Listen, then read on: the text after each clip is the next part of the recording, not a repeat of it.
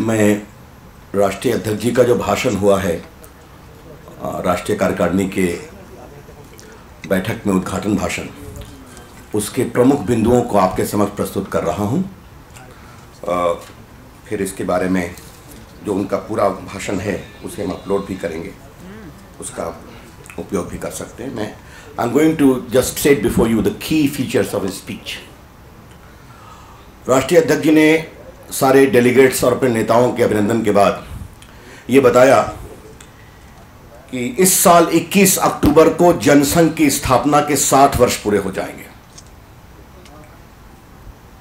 श्यामा प्रसाद मुखर्जी के बलिदान, दीनदयाल उपाध्याय, नानाजी देशमुख, कुशाभाऊ ठाकरे, राजमाता विजय सिंधिया, भैरव सिंह शेखावत, ऐसे कई बड़े नेताओं ने अपना जीवन पार्टी के लिए होम किया, सतत सक्रिय रहे। अटल बिहारी वाजपेयी और लाल कृष्ण आडवाणी ने इस पार्टी को एक बहुत ही प्रभावी गतिशीलता और ऊंचाई दी। The BJP, which was supposed to be a fringe party in the politics of the country, has reached today at a level with the hard work of thousands of unknown soldiers and leaders that the politics of India cannot be thought of without the BJP. ये 60 साल की उपलब्धि उन्होंने बताया और उन्होंने ये भी कहा कि 9 राज्यों में हमारी सरकारें हैं और हम इस बात की पूरी कोशिश करेंगे कि अटल बिहारी वाजपेयी के नेतृत्व में जो एनडीए सरकार चली, जिसने विकास और सुशासन के नए प्रमाण स्थापित किए, लाल कृष्ण आडवाणी जी ने जो देश में कल्चरल नेशनलिज्म और स्यूडो सेक्युलरिज्म के माध्यम से देश को एक नई सैद्धांतिक दिशा दी, justice to all and appeasement of none, इस अपने मिशन के साथ हम देश को और आगे बड़ा बनाएं, ये हमारी कोशिश रहनी चाहिए। 21 अक्टूबर को अध्यक्ष जी ने एक कार्यक्रम की घोषणा की है, कृतज्ञता दिवस, the day of gratitude. BJP के जनसंघ के समय से कार्य करने वाले 75 बरस और उससे सीनियर कार्यकर्ताओं का देश भर में हम अभिनंदन करेंगे। यह कार्यक्रम अध्यक्ष जी ने घोषित किया, जो 60 साल से पार्टी के साथ रहे, काम किया है। मित्रों, वर्तमान देश की परिस्थिति पर टिप्पणी करते हुए राष्ट्रीय अध्यक्ष जी ने बताया कि अभी देश की यह स्थिति है कि कुछ भी हो सकता है, anything can happen.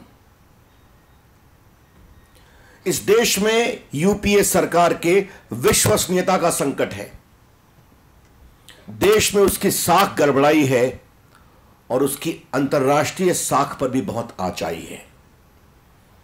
The UPA government is suffering the crisis of credibility. Its domestic credibility stands tattered and the international credibility has suffered a serious dent. भ्रष्टाचार के सारे रिकॉर्ड तोड़े हैं इस सरकार ने और डॉक्टर मुरली मनोहर जोशी की ओर इंगित करते हुए राष्ट्रीय अध्यक्ष जी ने बताया कि जिस तेज रफ्तार से सीएजी की रिपोर्ट आ रही है, एक गड़बड़ी के बाद दूसरी गड़बड़ी, तो पब्लिक अकाउंट्स कमेटी के चेयरमैन के रूप में डॉक्टर मुरली मनोहर जोशी को ओवरटाइम करना पड़ेगा इन सारी रिपोर्टों पर अपनी टिप्पणी देने के लिए। अध्यक्ष जी ने बताया कि इस देश में एक कानून होता है और होना चाहिए, तो ए राजा के लिए एक कानून है और चिदंबरम के लिए दूसरा कानून क्यों है? जबकि जो एविडेंस ए राजा के लिए उपलब्ध हैं, जिसके कारण वो जेल में हैं,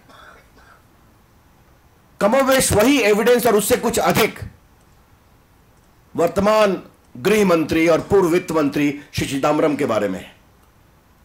तो ऐसा क्यों है कि ए राजा जेल में है और चिदंबरम बाहर में है?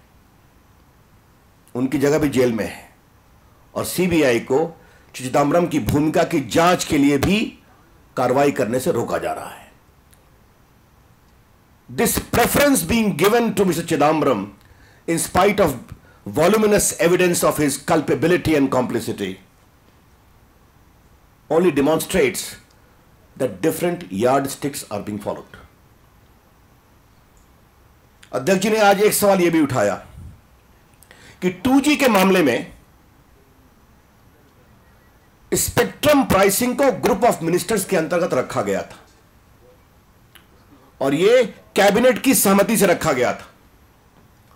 प्रधानमंत्री ये देश को बताएं कि उन्होंने बिना कैबिनेट की सलाह लिए श्री मारन के दबाव में स्पेक्ट्रम प्राइसिंग को ग्रुप ऑफ मिनिस्टर के दायरे से बाहर क्यों निकाला।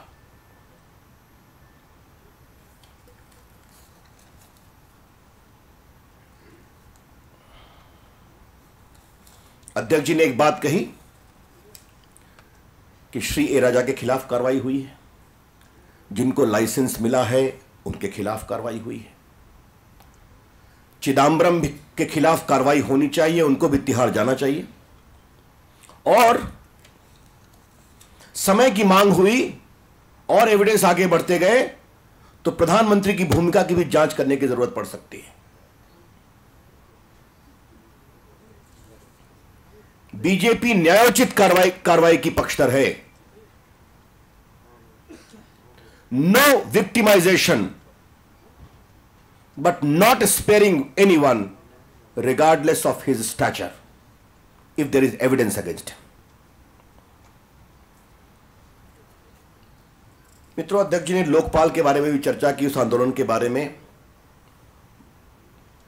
भ्रष्टाचार की लड़ाई में जिस तरह रामदेव बाबा के समर्थकों के ऊपर रामलीला ग्राउंड पर हमला हुआ, बाद में उसके एक समर्थक राजबाला वर्मा की दुर्भाग्यपूर्ण मौत हुई। उन्होंने कहा श्री चिदम्बरम इस पूरे लाठी चार्ज के लिए और जिम्मेवार हैं और इस पूरे प्रकरण में भी उनकी भूमिका की जांच होनी चाहिए। अन्ना हजारे के साथ भी वही करने का निर्णय हुआ था।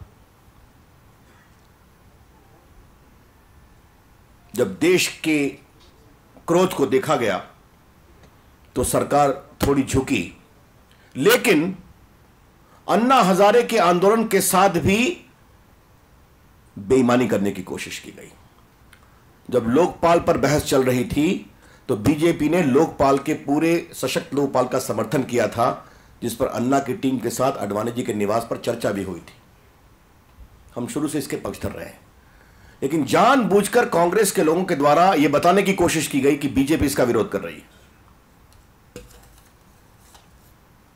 हम सक्षम और सशक्त लोकपाल के समर्थक हैं, यह उन्होंने फिर एक बात कही। उन्होंने काले धन का भी बात उठाई कि अडवाणी जी ने इस विषय को उठाया था 2009 में, तब इसे मजाक कहा गया था।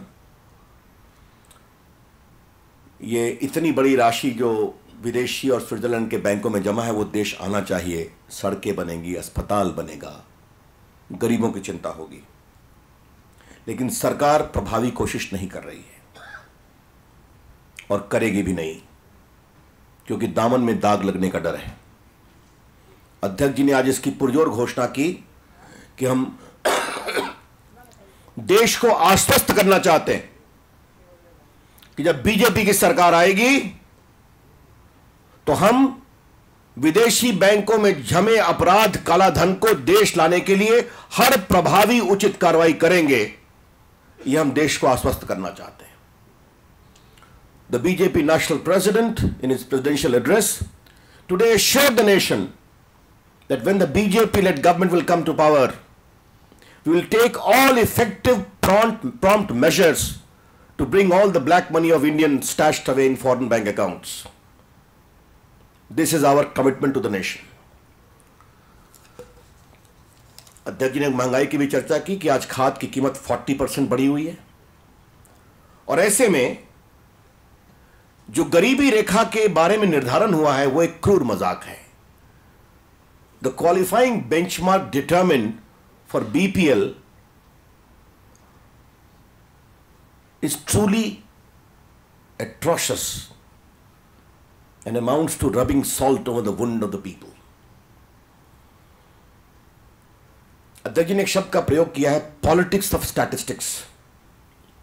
32 रुपया शहर के गरीबों के लिए काफी है और 25 रुपया गांव के गरीबों के लिए काफी है।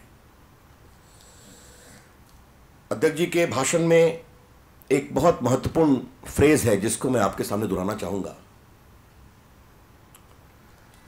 The whole desire was to include the excluded but what the planning commission has said is to exclude the included.